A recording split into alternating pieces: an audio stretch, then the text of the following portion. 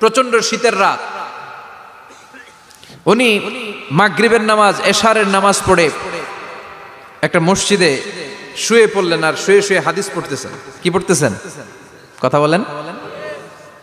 আর মনে মনে ভাবলেন রাতটা মসজিদে কাটায় দেই, ফজরের নামাজ পড়ে আবার বেরোবো। কিন্তু দারোয়ান এসে বলে মসজিদে থাকতে পারবেন না, ওঠেন। দারোয়ান আছে না? কথা কন। আহমদ ইবনে হাম্বল বললেন আমি শুধু রাতটা থাকতে চাই, আমি তো ফজরেরও মুসল্লি, ফজর নামাজ পড়বো তো এই মসজিদে, আমার থাকতে দাও। দারোয়ান তো দেয় না, কেন? মসজিদে থাকার জায়গা না, জান মিয়া। উনি যে আহমদ ইবনে হাম্বল এটা চিনে নাই, থাকতে দেয় না। কি করবে এখন? উনি কাঁথা গুছিয়ে হাদিসের কিতাব নিয়ে কাঁধের মধ্যে ব্যাগ নিয়ে মসজিদ থেকে বেরোয় গেলেন। কি আর করবেন, প্রচন্ড শীত, আর কাঁপতেছেন, বুড়ো মানুষ। পথিমধ্যে দেখলেন বাজার, বাজার একজন খাব্বাজ, শাবুন খাব্বাজ, যুবক রুটি বিক্রেতা। সে রুটি বিক্রি করে, চুলার মধ্যে রুটি সেকে।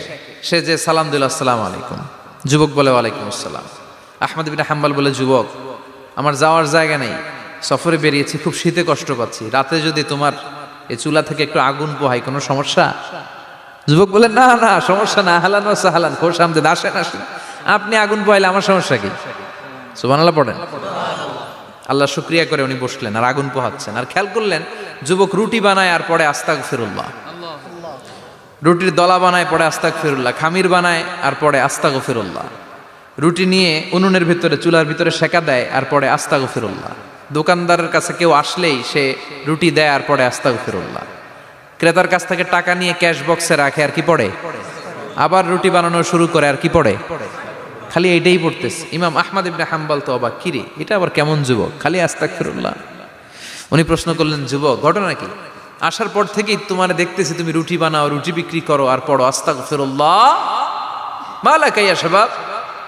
যুবক বলে আস্তাগফিরুল্লাহ আমার সবচেয়ে বেশি পছন্দের আমল, আমি সব সময় আঠার মতো ইস্তেগফারের সাথে লেগে থাকি আর সব সময় পড়তে থাকি আস্তাগফিরুল্লাহ, আর এর বদৌলতে আল্লাহ আমারে মুস্তাজাবুদ দাওয়া বানিয়ে দিয়েছে। আহমদ ইবনে হাম্বল তো অবাক, আনতা মুস্তাজাবুদ দাওয়া, তুমি মুস্তাজাবুদ দাওয়া রুটিওয়ালা? আমি এত বছর হাদিস পড়াই, আমিও তো মুস্তাজাবুদ দাওয়া না, আর তুমি রুটি বেচো বাজারে, তুমি মুস্তাজাবুদ দাওয়া, তুমি দোয়া করলেই সব কবুল হয়ে যায়?